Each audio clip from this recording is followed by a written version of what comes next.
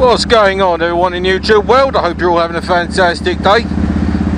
Now, I've spoken to a number of friends and subscribers who've often broached me about advice or help in starting up their own YouTube channel to do with motorcycles. So I thought I'd just put together a quick video here, like just sort of listing off a few of the things that I know. Not that I'm any expert or anything like that, but I'll impart whatever I can, whatever I know onto you. So cue the intro.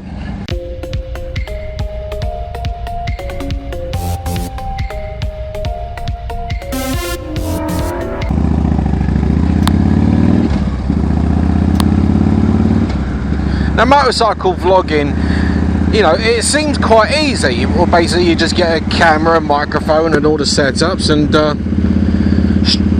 jump on your hog, go for a ride, record it, have a chat, take it home, edit it, throw it up on YouTube. What could be simpler? And for a lot of people it is really simple, but not everybody. Now, first and foremost, you need to get a camera. Now, there's many different types of cameras out there that you can use. Now, the most common and the most used is the GoPro. Now, the GoPros are great cameras. They got great resolution and everything, and lots of options and remote settings, things like that. And that's all fine and good, but you know, most of the aggravation that people have with GoPros is the having to kind of stick it onto your helmet. Now, I've got a modular helmet, especially in hot weather. I like to flip up the modular part and all that, so it's going to be a bit pointless having a GoPro stuck to the front of my helmet, so I have to have something down the side. Now, I don't like the idea of some big boxy thing poking out from the side of my helmet. It just looks horrible. I'm sure that like a lot of the naysayers will say, well, it doesn't really matter what you look like as long as you get like the quality video that you want. And yeah, I mean, I'm a bit sort of sensitive as to people looking and pointing and laughing at me, as anyone, normal people would be. So I wanted something that was nice and slender, that was as close to the helmet as it could be, have a pretty good resolution, pretty good picture quality, but would allow me to lift my modular or lift my visor and still be able to record what's going on in front of me. So I've got the Contour, which is the Contour 3. Now, I think they've gone out of business now because there's only like about 5 left in the world, and they've screamed up in price. When I bought mine, it was about $118, and now they're about $350. So I was probably lucky to pick up my one. Dawn wanted one as well, but the only one that was available at any kind of reasonable price, even at like $200 and something, was the Contour 2. So I bought her one of those. Now, Shay's got the Ion Pro. It was about $160, I think. Does a fantastic job, and she has the advantage of being able to record sound directly into the camera itself. I had to modify the back of it so that it could still be somewhat water resistant while she still talks on it, and while it still captured sound.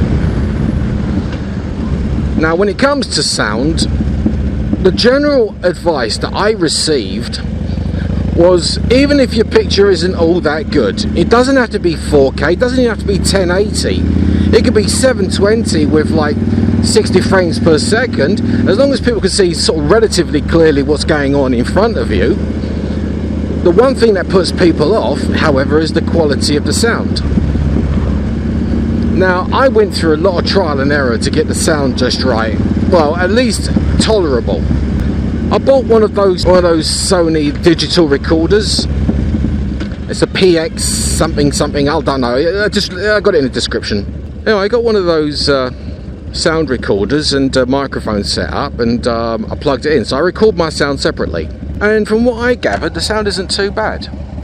Now, you're going to have your own way of doing it. You're going to have your own equipment and you're going to have your own way of recording sound, which is great. I had to be more careful because, like, riding around on a Harley with a Thunderheader exhaust pipe meant the thing was bloody loud. It doesn't just sort of whisper up the road, so I had to be pretty delicate about making sure I got the sound right. So, if you get the equipment just right, the main piece of advice would be take it out, test it, record and vlog, say something. You don't have to throw it all up on YouTube. From what I understand, a couple of friends of mine, yes, I'm naming you Uncle Red Devil, you know, spent a number of weeks taking their motorcycle out and just talking into the camera and getting the sound right, getting the video right, at least, you know, to how they felt it should be, or to a point where they were happy with it, and tested the footage, and just through trial and error, none of that footage went up on YouTube. It was just for them to experiment and make sure they got it right, or at least managed to sort of get their editing and everything right, which leads me to the editor. Now, my first editor that I used was like the typical Windows editor, which I suppose was fine, just for like a 1 or 2 off, you know, depending on how serious I was going to be about doing MotoVlogging. So now I use HitFilm Express.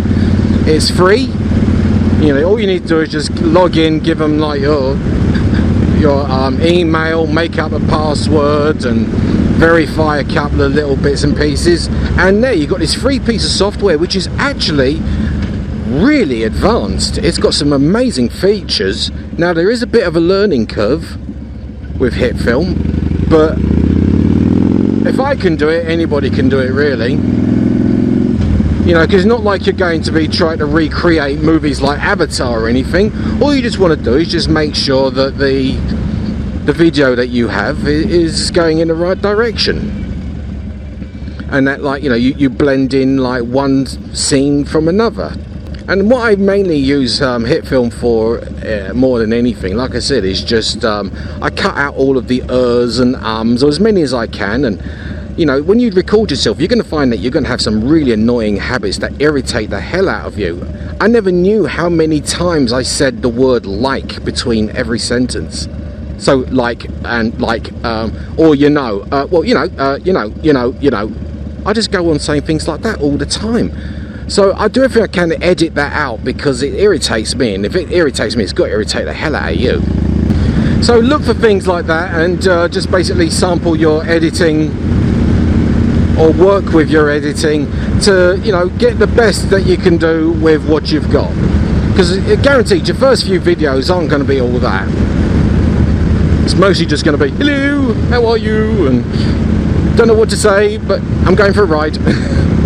Now, other people use many different types of editors. Some pay for their editors, others use like Photoshop, like video editing software, and various other forms, and it really is just up to you. But like I said, you're not JJ Abrams. You're not going to do anything phenomenal. You're just going to cut interesting scenes in with interesting scenes. You're going to edit out, you know, verbiage and various other things, and just have a bit of fun with it. So that's pretty much, like, you know, the equipment that we have to use. Obviously you need a motorcycle if you're going to be motovlogging, and really and truly it's what then to talk about after that. Well, there is a myriad of subjects to talk about, but this is where you have to be a little bit careful. Now, I'll kind of back up a little bit here and talk about YouTube in general. Now, once you've got your YouTube channel started, you've got the name picked out, my advice is something short and sweet, so it's easy to remember, easy to tell people. Ooh, lovely bit of twisty. When you get your YouTube channel set up, there's a lot to sort of get on board with. You've got a lot of settings to go through to make sure that your channel is how you want it to be. Obviously you've got to take the pictures and logos, things like that. And when it comes to YouTube, here's the rub. You're not going to make any money on YouTube. You need 1,000 subscribers and like 4,000 hours of watched viewing. Now I've talked about that before. And if you're like a typical vlogger who goes riding around and talks, yeah, it's not gonna start off easy. Your first 100 subscribers are gonna be absolutely mostly made up of your friends and relatives, things like that. But all others after that is, you know, it's up and down to your content. Now the main advice there is make sure you upload regularly. For me, it's at least, I try to get a video out at least once a week. I'd like to get a video out twice a week if possible, but I'll settle for once. Regular updates, and be nice to your subscribers. Don't treat them like dirt. Now you're gonna have to accept that unless you have the gift of the gab or have an amazing presence or personality, you're gonna have to accept that it's gonna be a slow progress. Your first 1,000, as with my first 1,000, I've been doing this for a year and I'm only just on the cusp of 1,000 subscribers.